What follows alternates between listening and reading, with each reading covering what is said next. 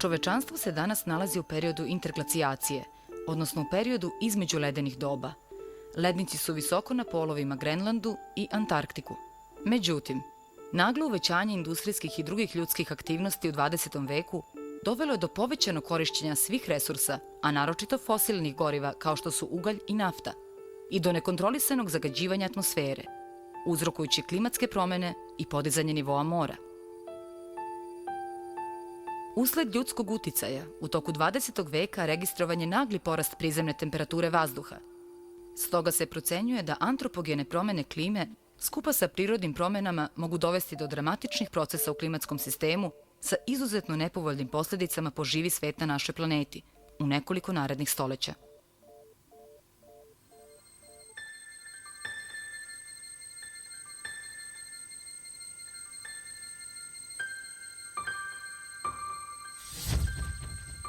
Mene čudnom snagom beskonačnost privlači.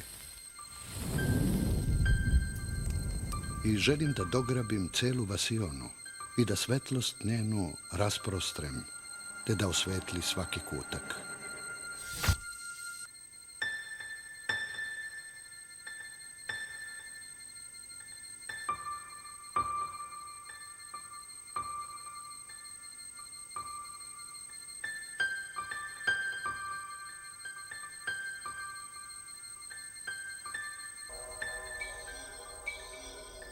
Ovo je priča o neobičnom životu genijalnog čoveka, koji u mislima putovao kroz prostor i vreme, milionima godina u prošlost i u budućnost, i razrešio misteriju ledenih doba planete Zemlje.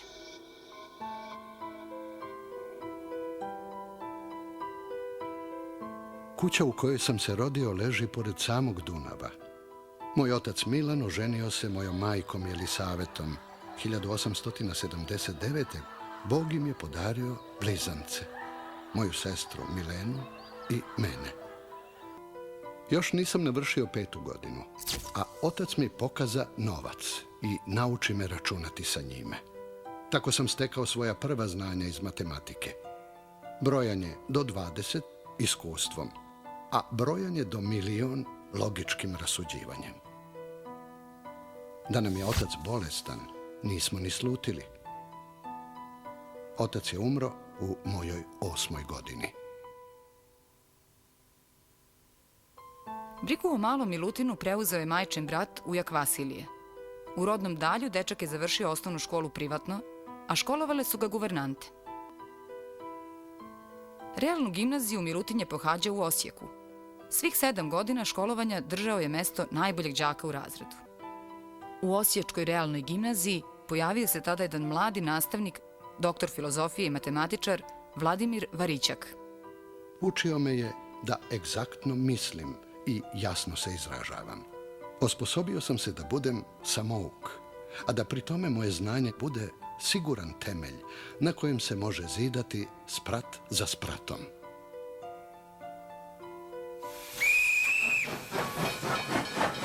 Milanković 1896. godine odlazi za Beč i upisuje se na Bečku politehniku, gde je matematiku predavao slavni profesor Emanuel Čuber. Mome divljenju ne beše kraja. Sa tornja crkve Svetog Stefana grad je bio kao na tanjiru. Obuhvatih pogledom sve što se u Beču sazidalo u minulih 5 vekova i razumedoh da sam iz svoje patrijarhalne jednostavne sredine došao u jedan drugi svet. Položivši sa uspehom sve ispite, Milanković se opredeljuje za svoj životni poziv. Posvećuje se učenju građevinske mehanike, ali ga istovremeno progoni osjećanje da bi trebalo da se bavi problemima od šireg naučnog značaja. Radeći na projektu zasvođenog mosta kod profesora Brika, upoznao sam se pobliže sa jednom krivom. Uvideo sam već onda značaj te krive i mogućnost da se njene osobine podvrgnu strogoj matematičkoj analizi, što dotle još nije učinjeno. Milanković je baš tu krivu učinio temom svoje doktorske disertacije. Smatrao je da će tim rešenjem dati stvaran doprinos nauci.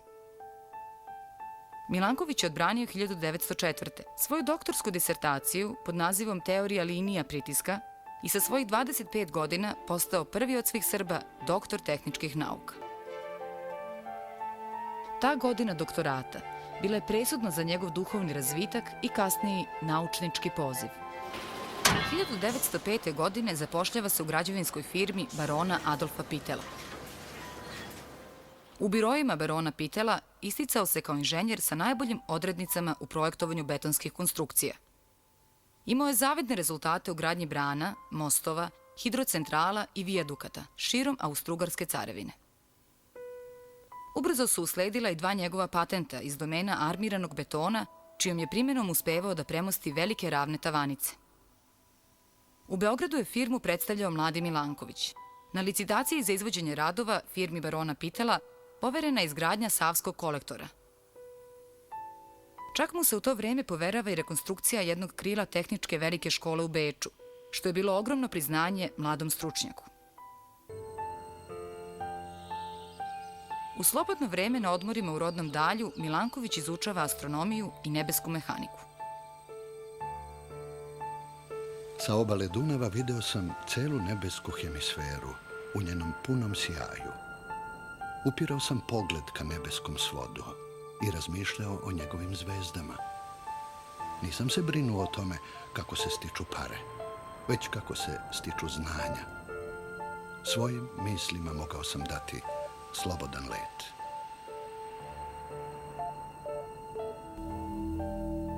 Milanković dobija poziv sa Filozofskog fakulteta Beogradskog univerziteta da pređe u Beograd kao predavač. Nađoh se pred pitanjem da li je moja dužnost da živim, radim i umrem u svom rođenom narodu, koji mi nudi ono što može da mi pruži. Milanković se odriče austrijskog i uzima srpsko državljanstvo. 1909. seda na voz i odlazi za Beograd. Tog dana završio se 30-godišnji period mog življenja u Habsburškoj monarhiji. Dolaskom u Beograd vratio sam se u krilo svoga naroda i svoje porodice. Primljen je za predavača na katedri primenjene matematike, koja je obuhvatala predmete racionalne mehanike, teorijske fizike i nebeske mehanike. Mene je očarao sam naziv katedre primenjene matematike. Tačno one 3 grane egzaktnih nauka kojima sam se najviše bavio i koje bi mi u njihovom zajedničkom sastavu dale široko polje za onakav naučnički rad kojem sam težio i na kojem bih, tako sam mislio, mogao stvarati velika dela. Odmah po dolasku na Beogradski univerzitet, Milanković kreće u potragu za orijentacijom celokupnog svog budućeg rada. Da bi dobio jasan pregled o postanku, razvitku i međusobnom položaju anorganskih prirodnih nauka, Milanković je nacrtao jednu sliku koja je predočavala 3 koncentrična kruga. Površinu unutrašnjeg kruga predočavala je oblast matematičkih nauka. Oko te kružne oblasti matematičkih nauka obavija se prstenasta oblast egzaktnih prirodnih nauka, racionalna mehanika, nebeska mehanika, astronomija, fizika i hemija. A oko nje prstenasta oblast deskriptivnih prirodnih nauka, meteorologija, geofizika, geologija, minerologija i geografija. Posmatrajući tu schemu, setih se reči velikog filozofa Kanta da se u svakoj od tih prirodnih nauka nalazi samo toliko prave nauke, ukoliko je u njoj zastupljena matematika. Nacrtah u središtu svoje slike simbol sunčev. Njegovi zraci obasjali su do sada sve egzaktne nauke, no tek počeli da zadiru u područje deskriptivnih prirodnih nauka. Odlučih se da zavirim u te granične nauke i počeh od meteorologije. Nebeska mehanika uči da uzajamna privlačna dejstva planeta menjaju oblike i položaje njihovih putanja. Naizgled jedva osetno, no u toku vekova sve primetnije. Te postepene vekovne promene elemenata putanja planeta nazivamo sekularnim promenama. Usled njih se postepeno menja nagib zemljine ose u odnosu na ravan njene putanje.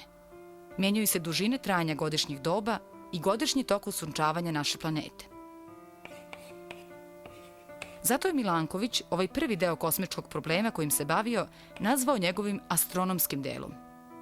Vezu između osunčavanja zemlje i temperature koju sunčevi zraci stvaraju na njenoj površini Milanković je nazvao drugim, fizikalnim delom kosmičkog problema. Jedan od glavnih razloga zašto još niko nije ozbiljno pokušao da stvori matematičku teoriju klime, nesumnjivo je taj što to pitanje iziskuje rešenje celog niza komplikovanih problema, i to iz sferne geometrije, nebeske mehanike i teorijske fizike. Na samom početku svojih proračuna utvrdio je da količina osunčavanja delova površine svake planete, pa i Zemlje, zavisi od 3 parametra same njene orbite. Od stojanja perihela od tačke prolećne ravnodnevnice, nagiba ose rotacije i ekscentriciteta Zemljine eliptične putanje oko Sunca. Astronom Johannes Kepler prvi je u 17. veku dokazao da se Zemlja na svojoj orbitalnoj putanji u određenom trenutku nađe u tački koja je najbliža Suncu. Ta tačka naziva se perihel i tada je Zemlja udaljena od Sunca oko 147 miliona kilometara. Suprotna tačka perihelu je Afel, najudaljenija tačka, i Zemlja je tada udaljena od Sunca oko 152 miliona kilometara. Na svojoj putanji oko Sunca, Zemlja 2 puta u toku godine dostigne tačke koje su podjednako udaljene od naše zvezde. To su ravnodnevice ili ti ekvinociji. Ravnodnevičke tačke tokom vremena menjaju svoj položaj. Da bi jedna takva tačka opisala pun krug, potrebno je vreme od 22.000 godina. Ovaj ciklus kružnog kretanja pola ekvatora oko pola ekliptike u toku 22.000 godina nazivamo ciklus precesije. Drugi element rešenja problema ledenih doba vezan je za nagib Zemljine ose rotacije prema ekliptici. Milanković je uvideo da je promena nagiba Zemljine ose rotacije od izuzetnog značaja za promenu klime.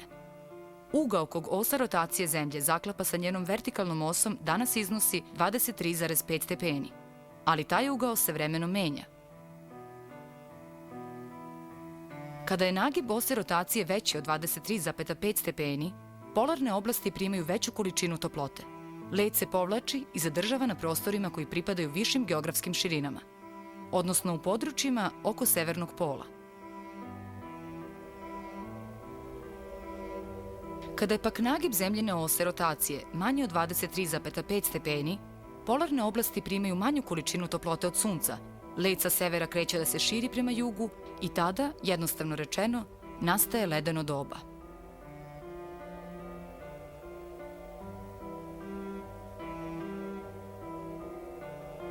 Primenivši svoj matematički aparat, Milanković je našao periode koji odgovaraju vremenu od 41.000 godina, tokom kojih se nagib ose menja u opsegu od 21,5 do 24,5 stepeni. Treći element rešenja problema ledenih doba odnosi se na ekscentricitet Zemljine putanje oko Sunca. Zemljina putanja oko Sunca se u toku vremena menja, od približno kružnog do elipsoidnog oblika. Ove promene se kreću od 0 do 5% i to se prema Milankovićevim proračunima dešava u ciklusima od oko 100.000 godina. Precesija, promenjivost nagiba Zemljine ose rotacije i promenjivost ekscentriciteta njene orbite predstavljaju 3 dominantna ciklusa koje određuju klimu na planeti Zemlji. Danas su oni u nauci poznati pod nazivom Milankovićevi ciklusi, jer je on odredio njihovu periodizaciju. Milanković je smatrao da bi trebalo da bude moguće matematički izraziti raspodelu sunčevog zračenja, odnosno osunčavanja na površini različitih planeta. Ovaj zadatak se u praksi pokazao izuzetno teškim. Planete se okreću oko svoje ose, kruže oko Sunca, klate se i naginju, i svaki njihov pokret ima određen uticaj na zračenje koje primaju od Sunca. Znao sam da taj posao nije lak i da će trajati godinama. No, to me nije zaplašilo. Bio sam mlad, bolje reći u najboljim godinama za takav poduhvat. 1914. Austro-Ugarska carevina bez objave rata napada Kraljevinu Srbiju. Prvi svetski rat zatiče Milankovića na svadbenom putu u njegovoj porodičnoj kući u Dalju. Tek se bio oženio mladom Hristinom Topuzović. Kao srpski državljanin uhapšen je i interniran u koncentracioni logor u Nežideru u Mađarskoj. Tamničar ode i zaključa dvostruko gvozde na vrata moje ćelije. Obazreh se po sobi. U mome ručnom koferu, kog sam poneo sa sobom, nalazili su se moji već štampani ili tek započeti radovi o mom kosmičkom problemu. Počeh da prelistavam te spise. Stadoh da pišem i da računam. Osjećao sam se vrlo zadovoljno. Uveliko je bila prošla ponoć kada se digoh sa posla.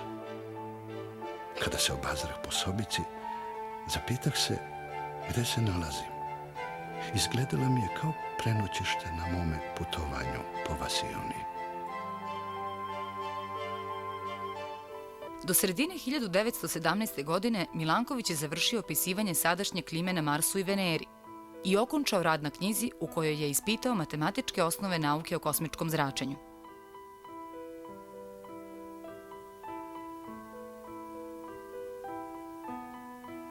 1918. godine rat se završava. Milanković se sa rezultatima svog 4-godišnjeg rada parobrodom vraća kući u Beograd.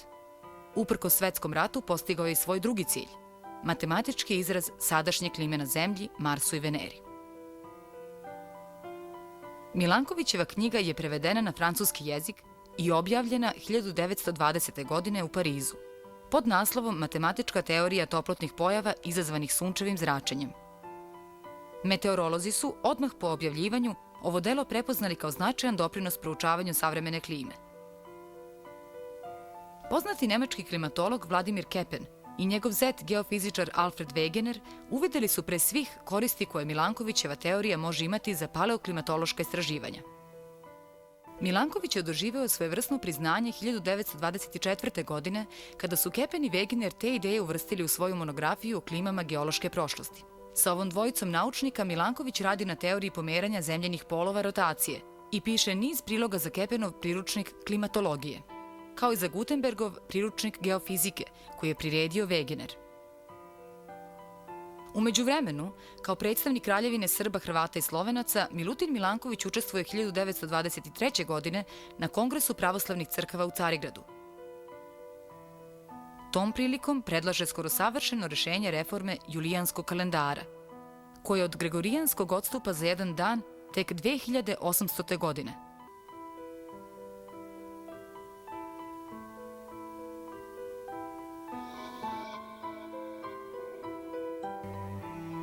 Posle punih 100 dana besprekidnog rada dobih svoje račune i nacrtah grafičku predstavu njihovih rezultata. Moj se dijagram sastojao od 3 zupčaste linije sastavljene od pravih delova, od kojih je svaka predočavala kako se u toku minulih 650.000 godina menjalo letnje osunčavanje uporednika na 55., 60. i 65. stepenu severne geografske širine. Dakle, Milanković 1930. dovršava i treći cilj svog naučnog plana.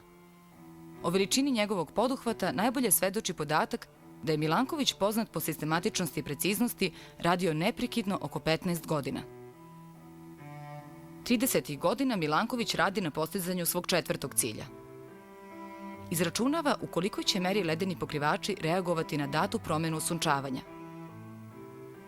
1938. godine objavljuje svoje rezultate pod naslovom Novi rezultati astronomske teorije klimatskih promena. Geolozi su sada imali grafikon sa koga su mogli da izvuku granične nadmorske visine ledenih pokrivača za bilo koje vreme u toku posljednjih 650.000 godina. Pošto je postigao sva 4 cilja svog naučnog poduhvata, Milanković je smatrao da je njegov kosmički problem rešen. Nastala je rasprava u kojoj su mnogi evropski naučnici tvrdili da ledena doba nisu pretežno astronomskog porekla, dok su drugi naučnici branili Milankovićevu teoriju. Sve to dovelo me je na zamisao da sve svoje dotadašnje radove o paleoklimatskom problemu prikupim i objavim kao zasebno delo. 1939. godine započinje rad na velikoj sintezi svoje teorije, svom kapitalnom delu Kanon osunčavanja Zemlje i njegova primjena na problem ledenih doba. Kanon sadrži celokupan Milankovićev životni rad i odražava svu njegovu naučničku temeljitost, sistematičnost i upornost.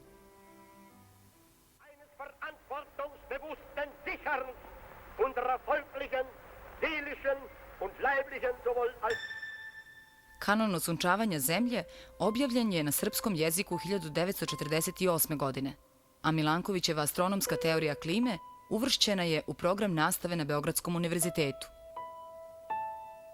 1954. godine stiže mi od rektora Velike tehničke škole u Beču službeni akt u kojem mi saopštava da se uskoro navršava 50. godišnjica kada me je ta škola proglasila doktorom tehničkih nauka.